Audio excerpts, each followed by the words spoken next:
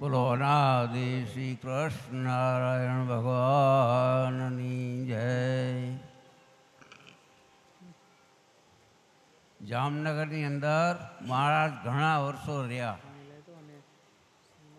અને વંથલીની અંદર પણ મહારાજ વાડીએ વાડીએ ઘરે ઘરે બધા મહારાજની પધરામણી કરાવેલી. આ પ્રસાદીનું સ્થાન જ્યાં જુઓ તેઓ મહારાજ વિચરણ બહુ કર્યું છે. તો જામનગરની અંદર સ્વામિનારાયણ મંદિરની અંદર 4 ચોરો આવ્યા હતા. એ 4 ચોરો ક્યાં ઓહો ક્યાં શિખરની અંદર કળશ ચડાવ્યા છે, એમાં સોનું કેટલું છે, આ જો લઈ આવી તો કામ થઈ જાય. એ 4 ચોરો એ રાતના અંદર મંદિરની અંદર પ્રવેશ કરી ગયા અને મહારાજને ખબર પડી. મહારાજ શાસ્ત્ર લખતા હતા, થોડોક અવાજ થયો એટલે મહારાજને ખબર પડી કે કાંઈ હારું છે. મહારાજે દ્રષ્ટિ કરી, ખબર પડી કે આ તો ચોરી કરવા માટે હારે આવ્યા છે. મહારાજે જાણ્યું, જોયું તો પાણીનો લોટો બાજુમાં હતો. પાણી હાથમાં લઈ મહારાજે સંકલ્પ કર્યો તે આમ ઊંચા કરે તો ચારેયની સમાધિ થઈ ગઈ. જ્યાં હતા ને અહીંયા ચોટી ગયા એમને. આ પરચો જોઈને બધાને એમ થયું કે ઓહો. મહારાજ કથા વાંચતા, સવારના પોરમાં કથા વાંચી પૂર્ણ કરી નીચે આવ્યા. નીચે આવી કનુ ભગતને 2-3 ભક્તોને મોટાઓને કીધું કે અહીંયા નાના નાના 4 હાર લઈ આવો ને ગલગોટાના. કે બહુ મોટાની જરૂર નથી કે બહુ સારું. બાજુમાંથી લઈ આવ્યા હાર. લઈને આવ્યા ને પછી પૂછ્યું, મહારાજ કેટલી વાર લાગશે કે મહેમાન કંઈ આવશે? અરે મહારાજ કે મહેમાન તો અહીંયા આવી જ ગયા છે કે. એમ? તો કે હાલો હાલો મંદિરમાં. ગયા ઉપર જઈને ઉપરનો દરવાજો ખોલ્યો તો એ જે દરવાજો બંધ કરવો નહીં કરતો તો એ ભાઈ ન્યા સમાધિમાં ચોંટી ગયો. અને પછી ઉપર ગયા તો 3 જણા ન્યા ચોંટી ગયા હતા ઉપર. કોઈ કાર્ય મહારાજે થવા નથી તો એનું એમને ચોંટી રહ્યા સવાર સુધી. મહારાજ કથા વાંચીને પછી ગયા સવારમાં ઉપર. બધે જોયું તો ક્યાં જો તમને જગાડું છું આમાંથી સમાધિમાંથી, પણ જો ભાગવાની તૈયારી કરે ને જો કાંઈ એવું તો પાછા તકલીફમાં મુકાઈ જઈશું, ધ્યાન રાખજો. એટલે ચોરો તરત હાથ બાદ જે ચોંટી ગયા હતા એમને ચોંટી ગયા હતા તરત જ ઉખડી આવ્યા નીચે. નીચે આવી અને ત્યાં ઓફિસના સામે આવીને પૂછ્યું કે તમે અહીં શું કરવા માટે આવ્યા છો? અરે મહારાજ આ મંદિરોના ઉપર કળશમાં ઉપર સોનું દેખાતું હતું. અમે આ 4 ચોરોએ વિચાર કર્યો કે હારો આમાં લઈ આવીને તોડી તો પતરા આખા એમાં લગાડેલા છે, સોનું મળી આવે જાજુ. આવો વિચાર કરીને આવ્યા હતા. એ ઉપર ગયા અને ભગવાનને ખબર પડી કે આ શું કે. ત્યાં જુઓ તો 4 ચોરો આવ્યા છે અને આ રીતે મહારાજે અંતર્યામી જાણી ગયા. મહારાજ કે આ મંદિરની અંદર ચોરી કરે તો પછી અહીંયા અમે અહીં રહી તો આ દુનિયા વાતો કરશે કે. તે મહારાજે પાણીની આંજળી આમ કરી ઉડાડીને એ બધાને ત્યાં સમાધિ થઈ ગઈ. અને પછી સવારમાં કનુબાપાને 2 કે 4 હાર લઈ આવો કે નાના બહુ મોટાની જરૂર નથી. એ 4 હાર લઈ આવીને પછી ગયા ઉપર. એ 4 જણાને જગાડ્યા મહારાજે. જગાડે નીચે લેવા. જો કે ભાગવાની કોશિશ ન કરતા, નકર પાછા દુઃખી થઈ જઈશું.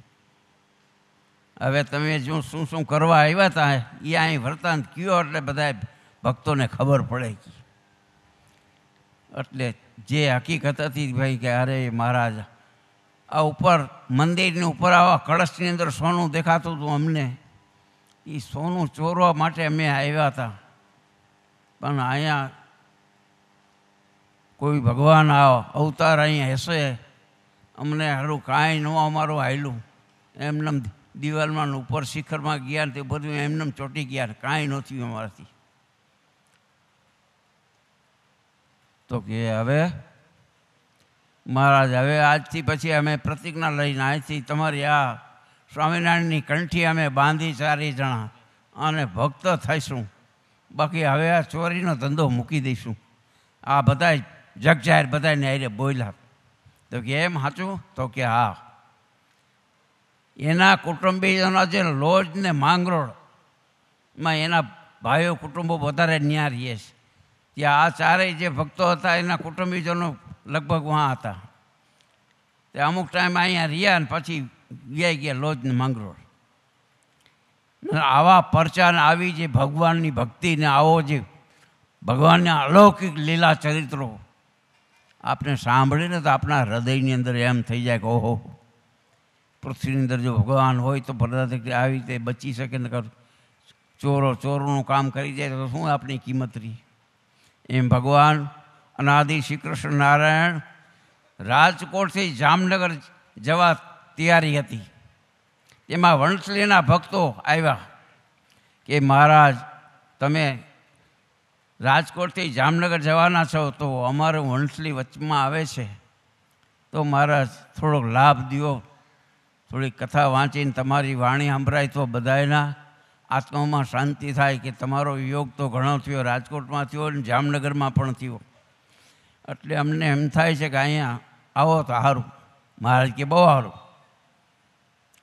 મહારાજ આવીને ત્યાં કથા ચાલુ કરી હતી. આખો 3 મહિનો કથા વાંચી અને ભક્તોને જેવું શું સુખ ને આનંદ આપતા અને જેવું શું મહારાજના લીલા ચરિત્રો આપણે એમ જોઈ તે એમ થાય કે જ્યારે આ મહારાજને ભક્તો બધા આવતા હતા એ ગાડીના સામે 3.5 મેલમાં આવતા હતા વંશલી. ત્યાં બધા ભક્તો ગાડા જોડીને હાવ બધાય સાધન હતા એ લઈ લઈને ગાડલા પાથરીને ગયા. જો મહારાજ આપના ગાડામાં બે ભારે કામ છે. તે મહારાજ અમે જઈને મહારાજ ઉતરા એટલે તરત જ બારજીમાં જઈને ઊભા રહી ગયો. એટલે મહારાજે મારો ખાંધો હાથ પકડ્યો. મને કે તારું ગાડું ક્યાં છે? મેં કીધું મહારાજ મારે કાયદી મને ગોદડું પાથર્યું ઠેઠ આમ આગું સિવલ કર દેશી બળદિયા છે. તો કે હાલ નહીં ન્યાય જવું છે. ત્યાં ઓલા ભક્તો બધા ગાડા લઈને ગાડલા નાખીને બિચારા આવ્યા હતા. મેં મહારાજ એ તો કે હાલ ને અમારે મન હોય એમાં જ બે કે તું કે આમાં બે એમાં અમારે એમાં નથી જવું. એ સીધા ગયા વાં અમારા ગાડામાં ગોદડું પાથર્યું હતું મહારાજ બેઠા. બીજા ગાડા પછી હવની રીતે બધા ભક્તોને બિહારીને વેતા કહીને અમે સીધા વાછડા હતા તે અમારે સીધા આવ્યા મંદિરે લઈને. એ મંદિરમાં રચે ચોરામાં ગયા તો અનુપ્રમને કીધું કે મહારાજ ભગત કે હો અહીંયા આવો. એ મહારાજે અનુપ્રમને આમ હાથ કરીને આશીર્વાદ દીધા તો કે તારી મહેનતનું તારે થોડુંક મળે તો તમને સારું ને. આમ કરીને આમ મહારાજે પગ ઊંચો કર્યો. એ પગની અંદર જોઈને તો આપણે 10ની નોટ, હું બાજુમાં જ ઊભો હતો, 10ની નોટ ચોટેલી હતી. એ 10ની નોટ આમ કરી મેં એને દીધી. મેં કહ્યું લે આ પ્રસાદીની કે. મેં કીધું આ હાંચવજે કે તારું કામ થઈશ. જો ભગવાનના આવા લીલા ચરિત્રો જોઈને ત્યાં આપણે અંતરાત્માની અંદર એમ થાય. ત્યાંથી પછી ગયા મંદિરે. મંદિરે ગાડું ઊભું રાખીને જ્યાં બધા સંતો નીચે ઉતર્યા અને મંદિરની બાજુમાં ત્યાં જઈને ગયા તો એક ભગતને કોરવાણ પાતા હતા, ઘઉં પાતા હતા. એ કોરવાણમાંથી હરફ એવો નીકળ્યો, હરફ હારો ડંસ કરી ગયો. તો એને 2 નારિયેળની માનતા માની. એ જો આ ભગવાન મારા સારું કરી દે તો મારે આ 2 નારિયેળની માનતા કરું છું. જો ભગવાને અંતર્યામી તો ભગવાન જાણી ગયા કે ક્યાંય ગયા વહેલા ભગત. તો કે 2 નારિયેળની માનતા માની છે ને અહીંયા મંદિરે અમે આવી ગયા તો આવ્યા નથી હજી. ત્યાં તો આમ તે છેલ્લી લઈને આવતો હતો કે મહારાજ આવું હું આવ્યો છું. તો કે આવ જલ્દી. મંદિરની આગળ આવ્યા, મહારાજની બાજુમાં અહીંયા પગથિયા ઉપર નારિયેળ મૂક્યો, આકરનો ફળો મૂક્યો અને મૂકીને મહારાજને પગે લાગી. તો કે આ નારિયેળની ક્યાંય માનતા છે નહીં કરી હતી. અરે મહારાજ પાણી વારતો હતો ને એમાં હરફ ક્યાંય ડંસ કરી ગયો અને આ પછી માનતા કરી હતી. મેં કીધું મહારાજ જો આમાં તો બચવું તો આ 2 નારિયેળની મારી માનતા એમ.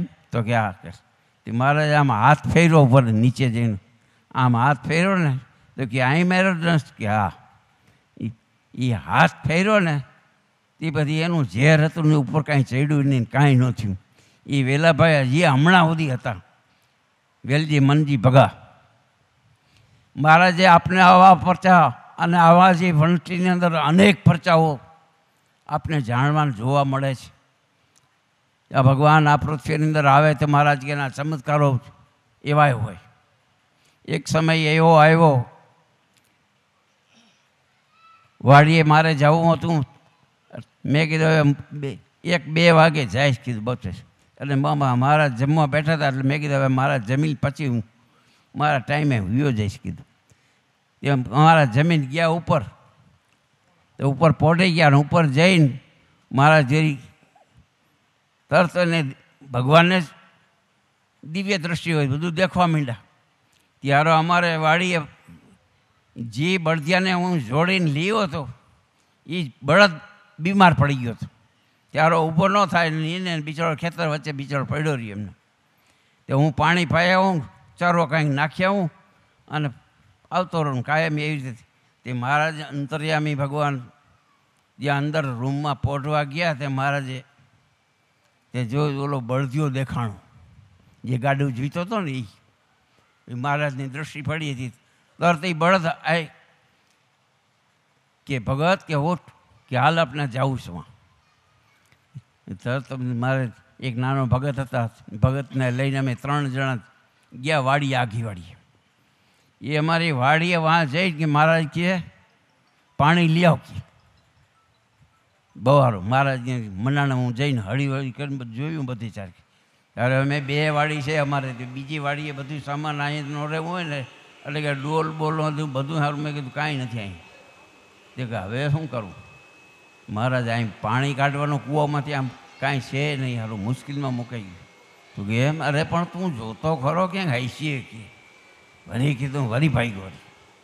વળી અંદર બધે જોયું ચારેક વર્ષ, મારું કાંઈ દેખાતું નથી. આને ત્યાં પછી આમ નજર ગઈ આગી થોડીક. એ છાણા થાપવાનું એક માટલું ત્યાં પડ્યું હતું. એ છાણા થાપવાનું માટલાની અંદર વાં ગયો ને હારમાં 2-3 ખોબા પાણી હતું અંદર. એ પાણી માટલું લઈને ભાગ્યો આવ્યો મહારાજ પાસે. મહારાજ આ પાણી છે, આ નાખ ખોબામાં. મહારાજના ખોબામાં મેં નાખ્યું પાણી નાખીને માટલું નીચે મૂક્યું કે આવા બળદને મોઢું ઊંચું કર. એ બળદનું મોઢું ઊંચું કરીને મહારાજે પછી પાણી ખોબો ભરી અને નાખ્યો એના. એટલે ઓલા બળદિયાએ તરત આંખ ઉગાડીને મહારાજને સામું જોઈ રહ્યો કે જા ક્યાં ત્યાં અમને ગાડામાં બિહારીને અહીંયા લીધો તો વંટલીમાં.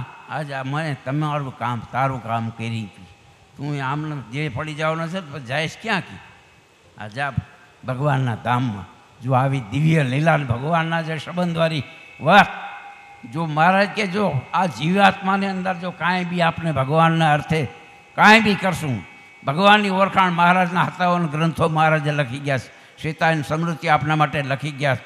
મહારાજ કે પાકું કરીને જીવનની અંદર અપનાવીને જો ભક્તિનો માર્ગ સિદ્ધ કરશું તો આપણો મોક્ષનો માર્ગમાં કાંઈ ખામી નહીં આવે.